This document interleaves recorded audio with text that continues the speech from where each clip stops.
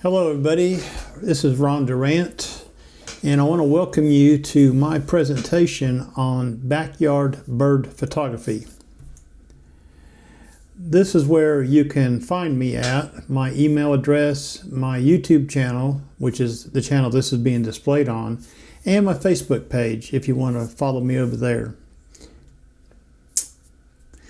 One of the things that that I like to do is watch the birds that are in my backyard and listen to the interaction they have between themselves, just like these two finches right here. Watch this video.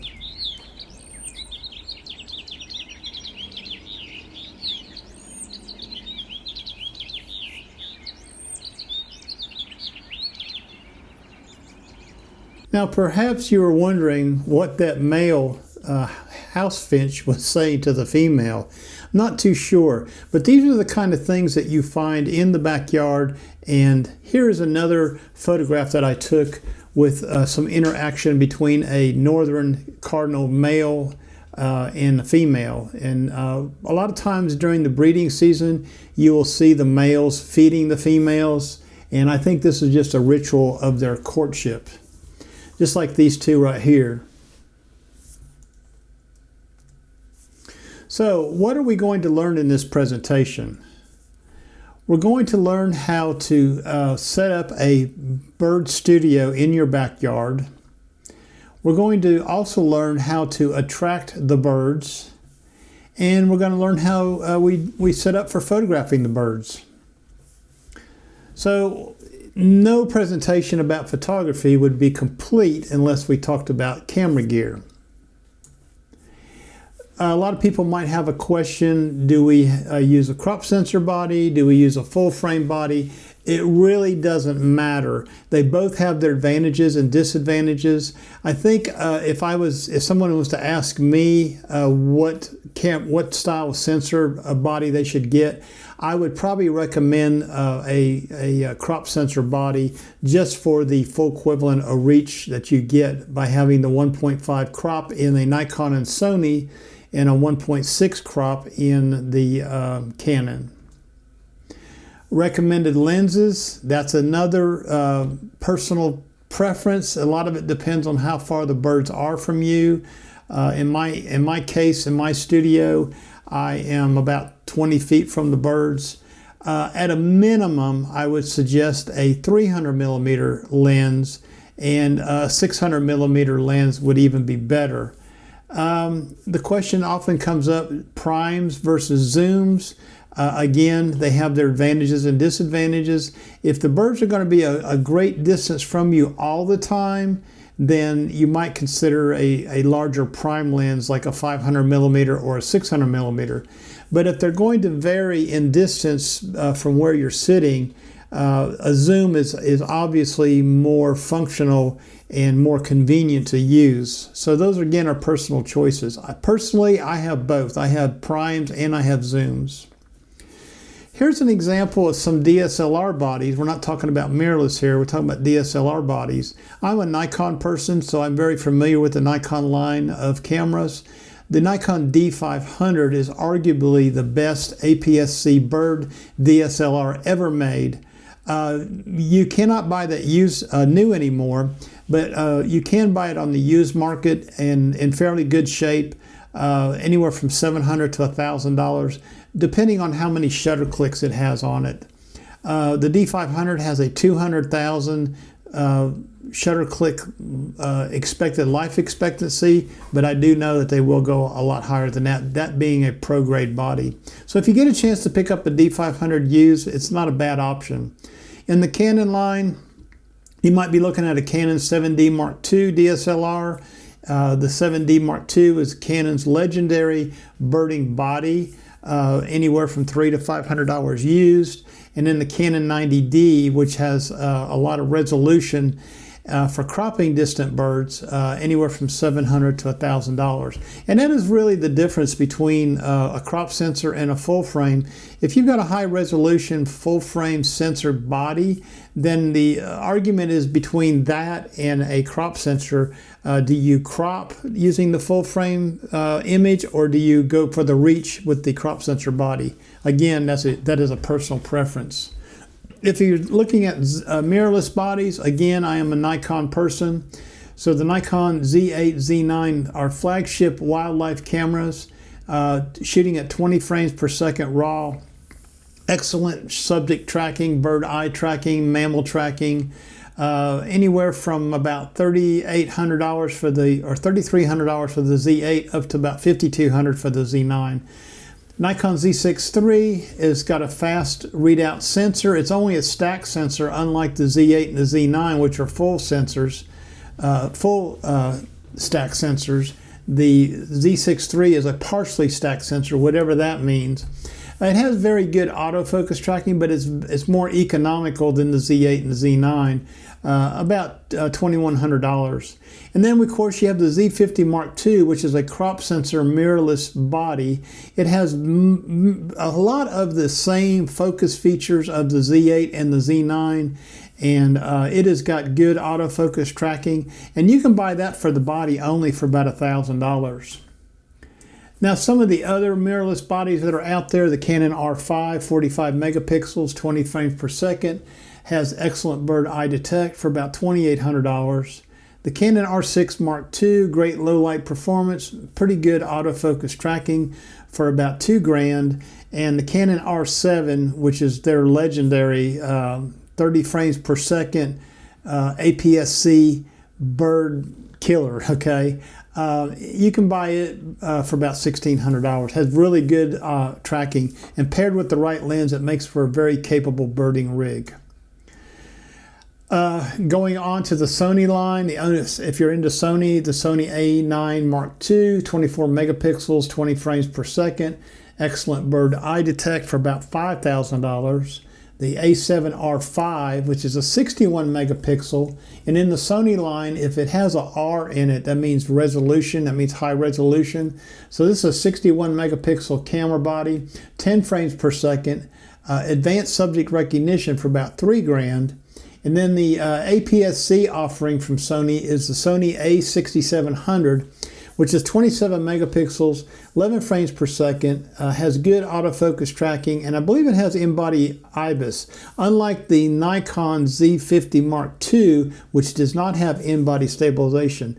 The Sony A6700 runs about $1,600 just for the body only.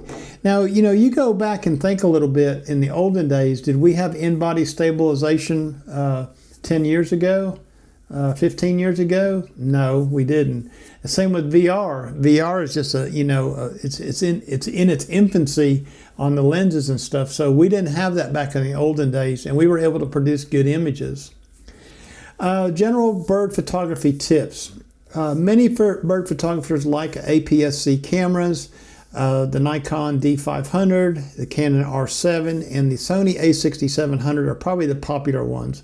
Because of the crop sensor effectively increases the reach of the telephoto lens. For example, on a Nikon body or a Sony body, if you put a 500 millimeter lens on that body, you have an effective field of view equivalency for full frame at 750 millimeters. On the Canon, it's a little different with the 1.6 crop on it.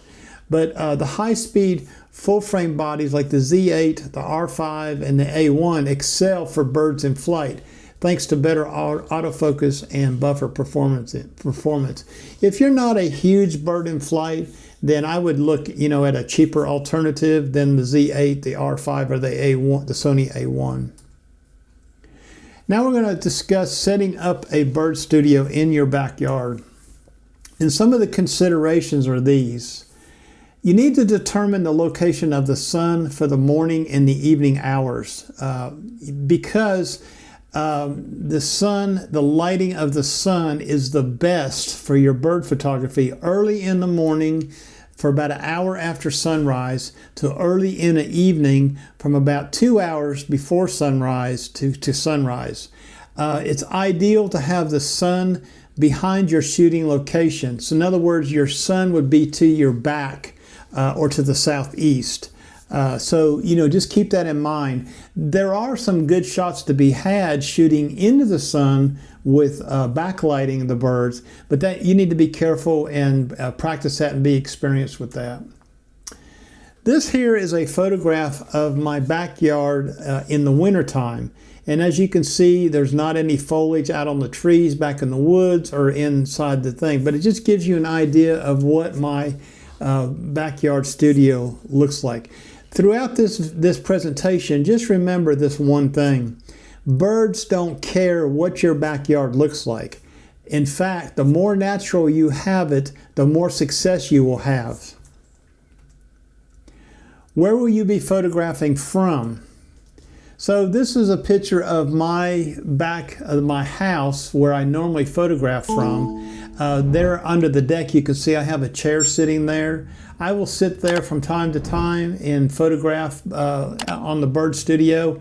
And also in the upper left hand corner of this image is my bedroom window. I have a stool set by the window. I have the screen removed from the window. And a lot of times I will photograph from my bedroom window. Here's another view of the bedroom window. So anyways, you have choices. Shooting from a window is a natural blind. The birds are used to that. Just be, kind of slow and quiet. Do you shoot from the back porch or your deck? That's also an option. Or do you purchase a chair blind or something to stick into the yard and sit in a chair blind? That is also another option. So planning your environment inside your studio. You want to have plants, trees, and shrubs. And here's an example of my backyard studio in the summertime. As you can see, the trees are all leafed out back in the woods. I let some of the backyard in this area just grow up naturally. There's basically some wildflowers over here in this area right here. And then this is a weed that's kind of growing right here. And then there's some more flowers and Rose of Sharon bushes over on this side. And I kind of just let those kind of grow up through the summertime and then cut them down in the wintertime. The birds love a natural environment.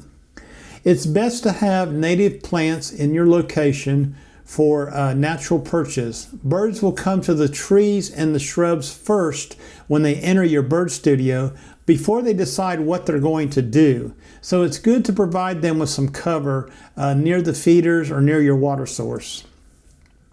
Some of the native plants here in Tennessee that you might consider, the service berries are wonderful to have.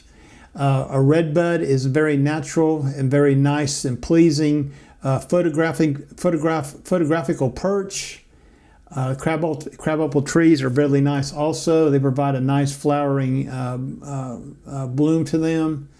Hollies are good. Berries are available for the birds to eat on in the wintertime. Hostas are another favorite of the backyard and also a favorite of deer. So if you've got a deer population near your home, I would be cautious about planting the hostas because they just love them plants. Viburnum, the blue muffin style, you can see here. Those are very popular native Tennessee plant. And also sunflowers. Again, the deer love the sunflowers. I have tried to grow sunflowers in my backyard before, and I have had no luck with that because once they get up to the sunflower stage, the deer enter my backyard from those woods and eat the sunflowers. Switchgrass is another alternative to put in the backyard, part of your landscaping. It provides good ground cover for some of the birds. And then, of course, the purple coneflower is native to Tennessee, and they were easy to grow, and you can have those in your garden also. Shasta daisies are another popular flower for the backyard, and it's loved by pollinators and other bugs also. So what about trees? Well, if you have them, leave them, okay? Keep them trimmed up. If you don't have them, plant them. And just remember that it takes time to mature in your studio. Also, too, adhere to the planting guidelines and don't crowd your trees and plant them too closely, because as they mature and get bigger, they will crowd each other out. And a lot of times they'll either kill another tree next to them or they'll stunt the growth of the tree. So just take care and make sure you follow the planting guidelines. But some of those trees I just showed you in the presentation would be good to have. Even a redbud would be pretty. Sometimes a cherry tree is nice to have.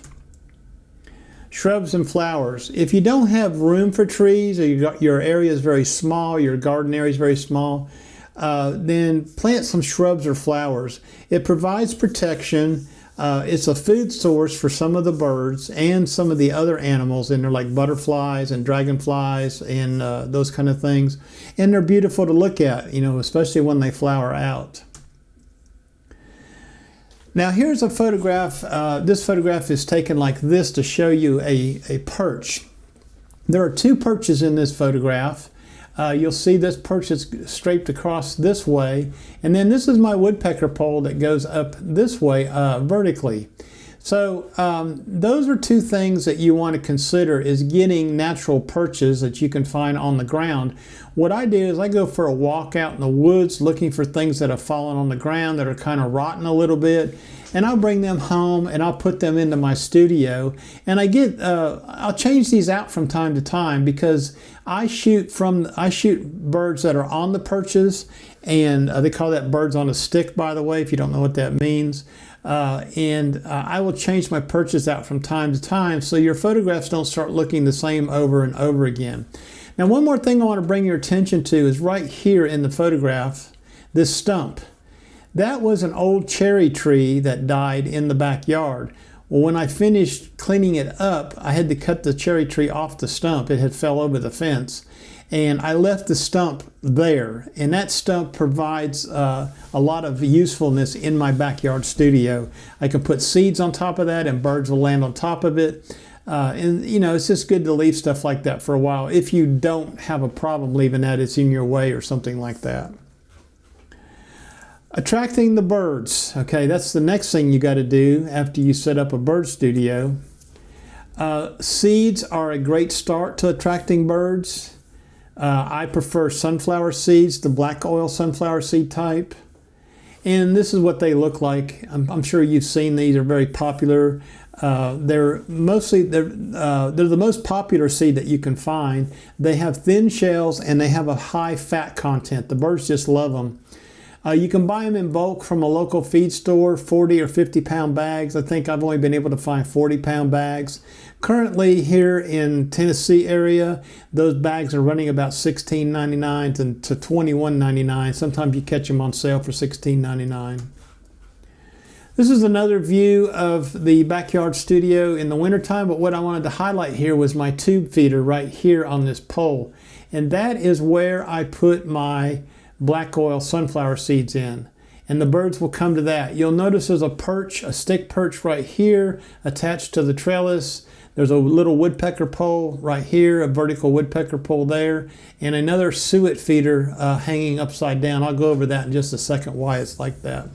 One more thing to notice in this photograph is the water trough right here.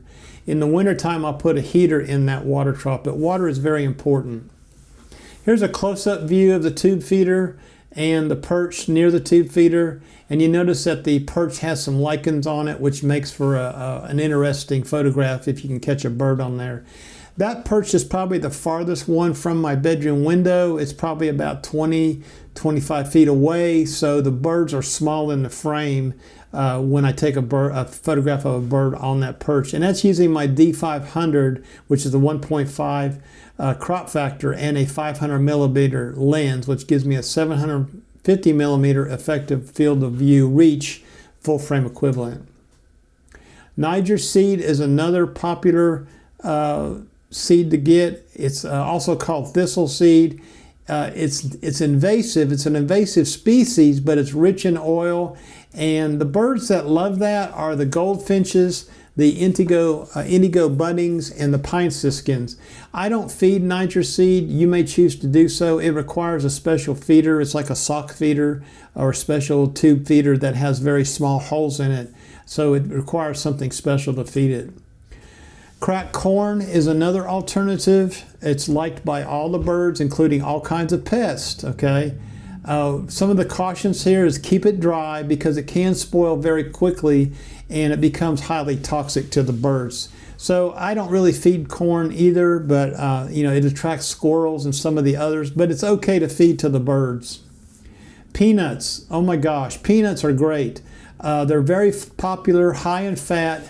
You got to keep them dry or they can spoil quickly. Now these are the shelled variety. You can also buy the unshelled variety. Now you're not going to buy salted roasted peanuts. You're going to buy raw peanuts. And I get my peanuts at the Rural King. They sell them there in bulk. So you want to buy peanuts that are for birds, not for human consumption, because you don't want all those chemicals in the peanuts. Peanuts are loved by blue jays, woodpeckers, chickadees, titmouse, but also they're loved by squirrels, raccoons, and the European starlings, okay? European starling being an invasive species of bird. Here's an example of how I feed my shelled peanuts. This is a very inexpensive bird feeder that you can find at Walmart. I bought this one at Walmart. The top comes loose and you can just pour your shelled peanuts in there. And it feeds them out very slowly. If you look down near the bottom where the trough is right here, the little openings for the peanuts to come out are small. You don't want the birds to have real easy access to the food. You want them to kind of work to get it just a little bit, okay? Seeds that are not worth the money or the effort, okay? Anything like this, milo or sorghum, most common part of very inexpensive birdseed mixes that's hard to digest, minor nutritional value, attracts grackles, cowbirds, and Europeans, starlings. The European starlings being an invasive species. So the grackles and the cowbirds will come in and bully the backyard studio. So it's not even worth buying this kind of feed. It also comes in a mixture like this, and there might be some black-boiled sunflower seeds within the mixture. This is golden millet, red millet, and flax. It's most common filler in songbird mixes, and most birds shun them. They'll actually pull it out of the feeder and throw it on the ground, what we refer to as shoveling. If you ever see birds sitting on the feeder and they just start pulling feed out and throwing it on the ground, that's what we refer to as shoveling. There are alternatives to seeds. Of course, I covered the peanuts, but there's also mealworms and suet. Suet can be bought commercially in the store in cakes. And it's very inexpensive. It's about $1.30 a cake right now. There's all types of beef fat, which is safe for birds, and is then mixed with other tasty treats like high energy and easily digestible seeds or what have you. This one here looks to me like it might have some of that millet in it. I'm not too sure, but a lot of times what you'll find is corn as an additive into these suet cakes. But there's a lot of fat and a lot of protein here, high energy. This is what it looks like when you buy it in a store. It's loved by woodpeckers, nuthatches, chickadees, blue jays, wrens, kinglets, creepers, cardinals, and bluebirds. Yes, the bluebirds will eat it too. Now there's a different kind of suet which we call bark butter. It's a homemade suet, and I do make that here at my house. It's basically made from cornmeal, peanuts, maybe some fruit if you want to, and peanut butter. I'm not going to go into great detail on a recipe, but this is what my bark butter looks like after I make it. You can find a recipe on the internet. Just make sure it's just very basic so it's easy for you to make. I buy the cheaper ingredients at Walmart. I'll get the lard in a 16-ounce cake, and then I will get try to get natural peanut butter, but I usually just buy the Great Value brand, and of course the cornmeal. You can buy that at the store. You can buy all the ingredients for less than $10 to make several batches of this, and the birds just love it. Peanut butter is a good wintertime treat. It can become rancid in the summertime, so be cautious about feeding it during the hot weather. Whoops, went the wrong way here. Sorry about that. Mealworms. You can buy live mealworms and keep them in the refrigerator, which I do not do. My wife would not allow that.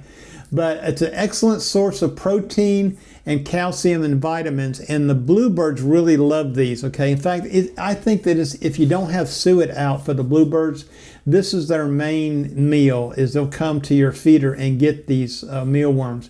Again, you can buy them live, or you can get them dried. I get the dried variety, and I buy about a I don't know, 3 or 4 pound bag every year, and it lasts me all year long. I get it from the local feed store down here.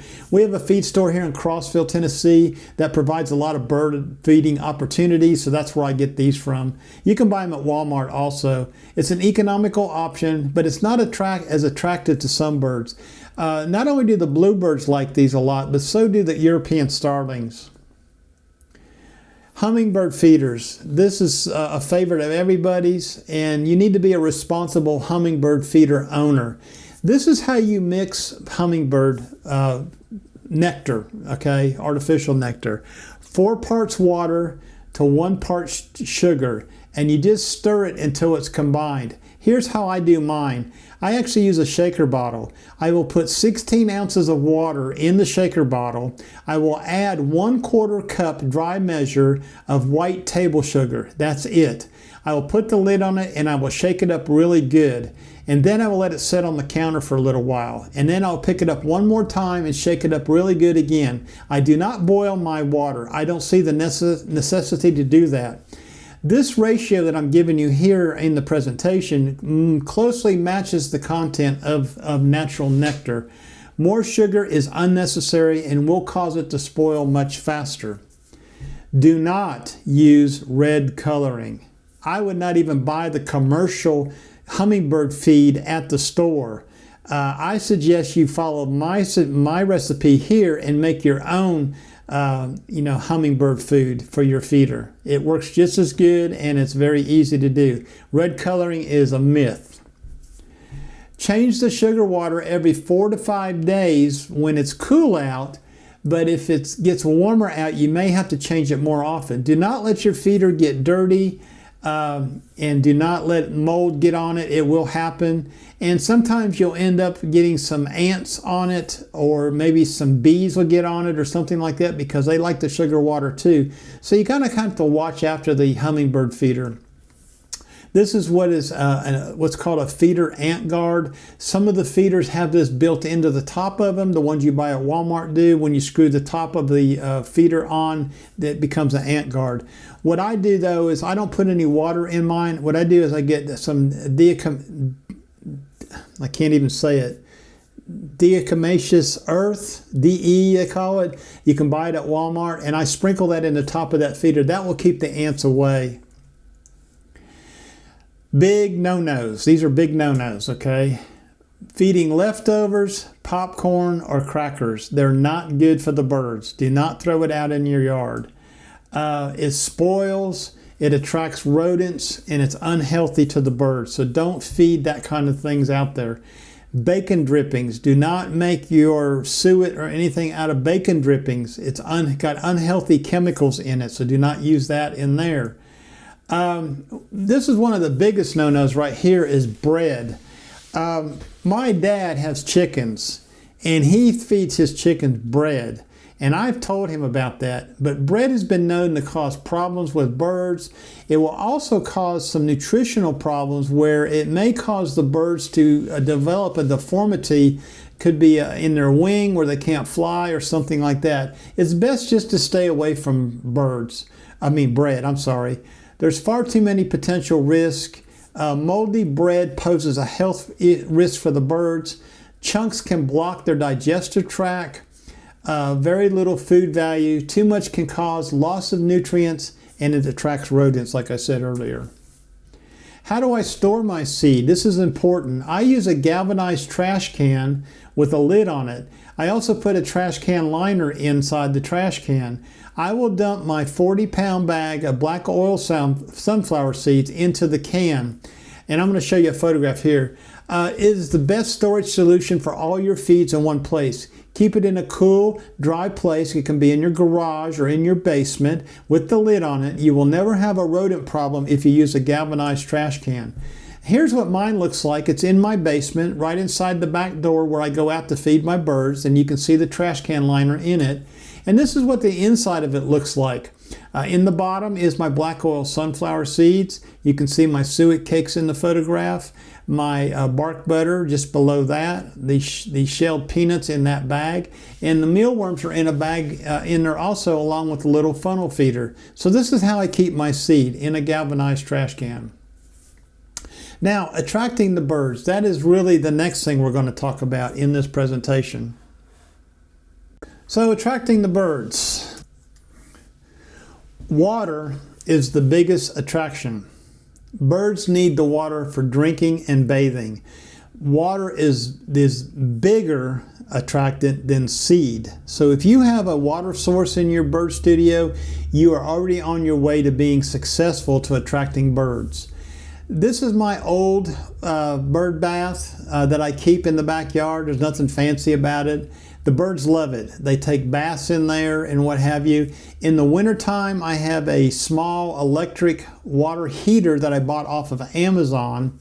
And I'll link that in the description of this presentation if you want to go down in the description to see which one I purchased. It does a really good job of keeping the water open in the wintertime, and that's very important. Birds need water more than in the wintertime than they do in the summertime, because there's so many places the water is frozen over and they don't have anything available. So here is a close-up photograph of the actual bird bath. And I'm going to show you a video now of birds taking a bath in there.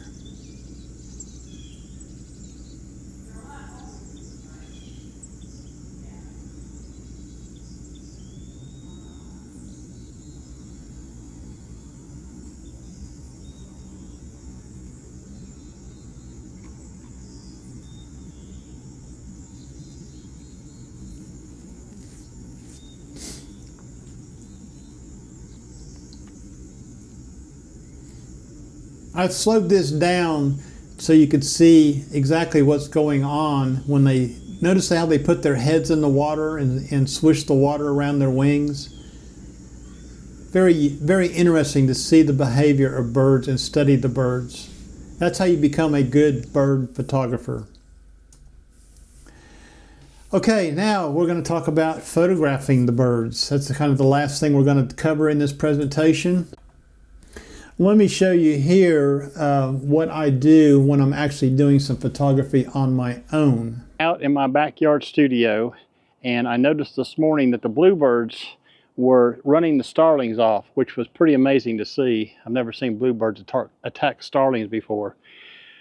But I believe they got babies in their box over there. So I've come out here with my chair blind, which I set right here. I may move that. I have the Z8 with the 500 PF on there via the FTZ2 adapter, and I'm shooting the Z8 in DX mode, which gives me kind of the same field of view as a D500, and it also gives me the two bluebirds are right over there right now on the fence. It also gives me about the same number of megapixels, so but I get better focusing. So just as soon as they're done feeding those babies over there, I'm going to go set this Pocket 3 near the nesting box so we can get some close-up videos of them.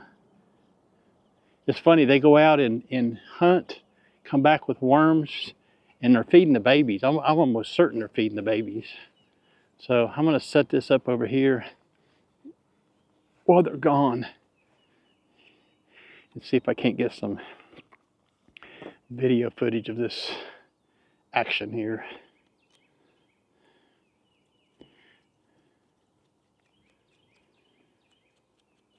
As long as they don't land on the darn camera and knock it over. That could be a problem, huh? There it goes.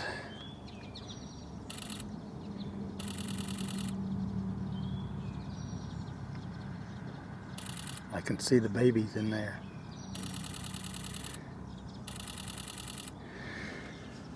They got their beaks sticking out. Yeah, they're pretty good size from what I'm seeing on the back of my screen. There's the other one there. Let's see what's going to happen here. Oh. Come on now. You get a single point focus.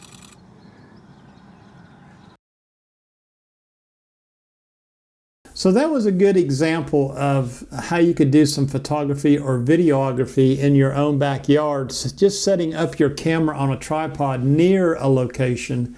I have a DJI Osmo Pocket 3, which is remote controlled from my phone, so I was able to sit in my chair blind and run the video camera that way while I was taking photographs.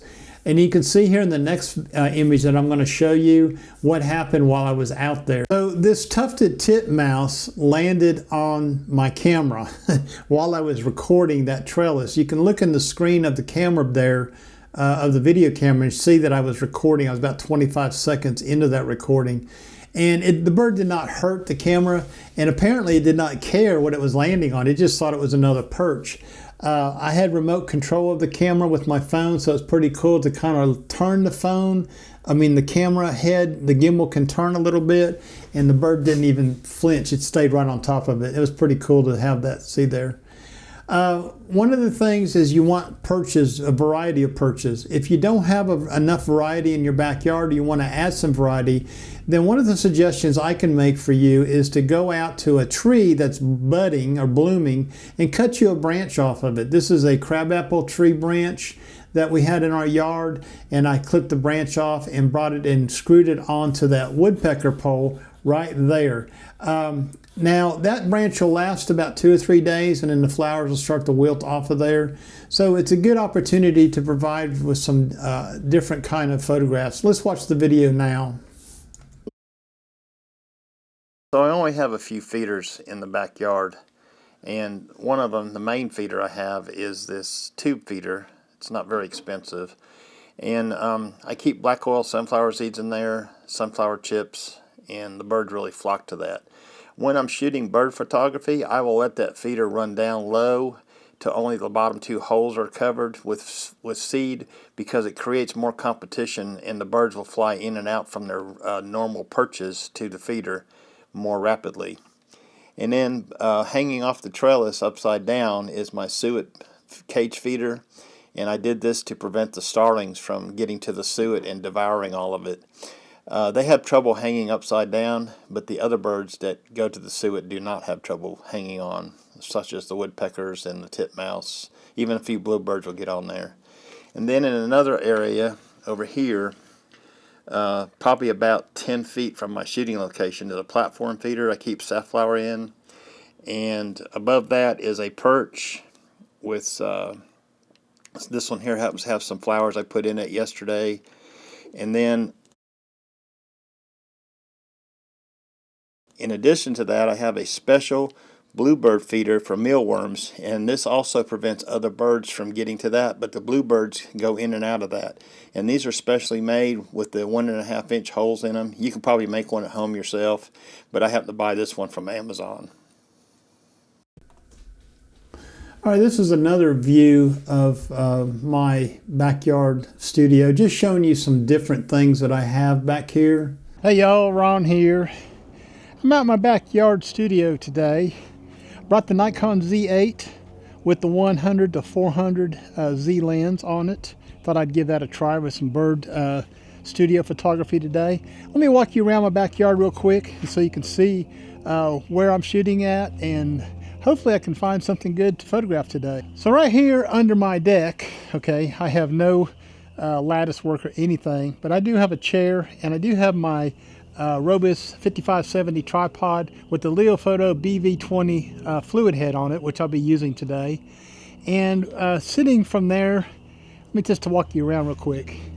I have a bird feeder right here. It's a tube feeder with black oil sunflower seed. And then over here is a perch off of the trellis, and a woodpecker pole, an upside down suet cake feeder, tried to thwart off the European starlings. And then I have a bird bath, which is located right there. And behind that is another pole, another woodpecker pole with another perch or two. And that reminds me, this perch right here, I need to clip that branch off the back side of that, because the other day when I tried to photograph a northern cardinal, that branch was right behind the cardinal.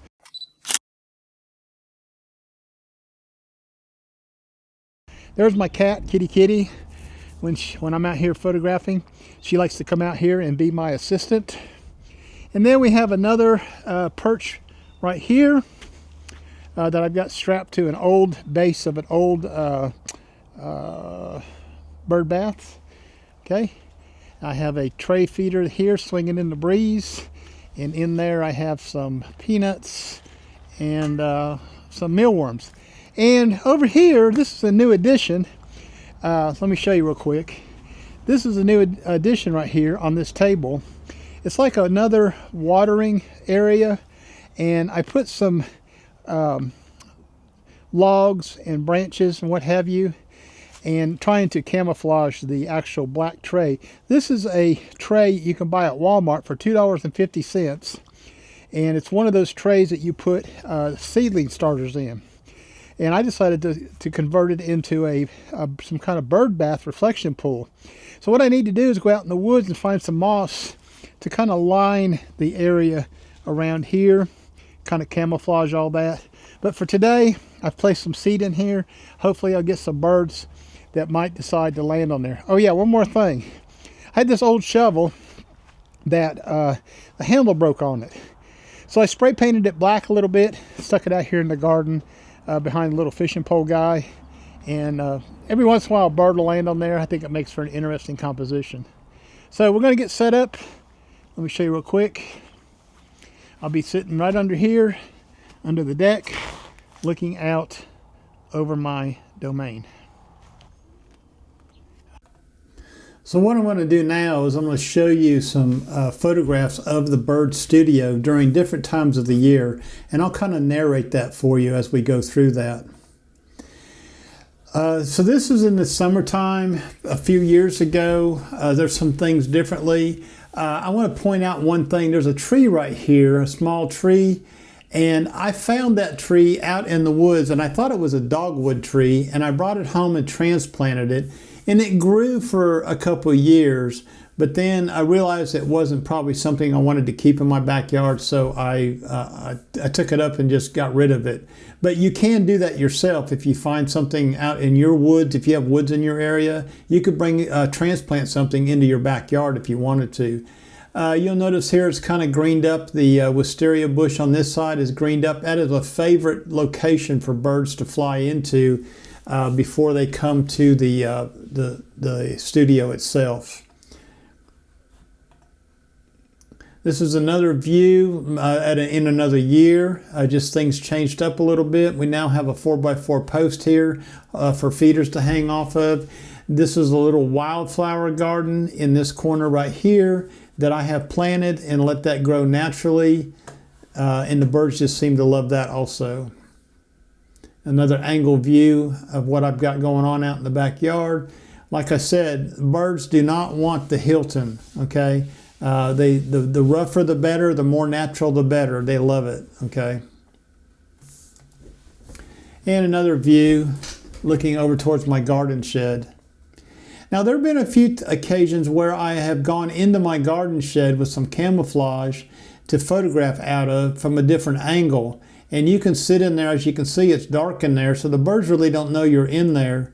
And this is looking out from my garden shed. So that's another option for a shooting location. If you have a garden shed out in your yard, to build your studio around the entrance to the garden shed, about 15 or 20 feet away from the garden shed would be perfect to set up your own studio.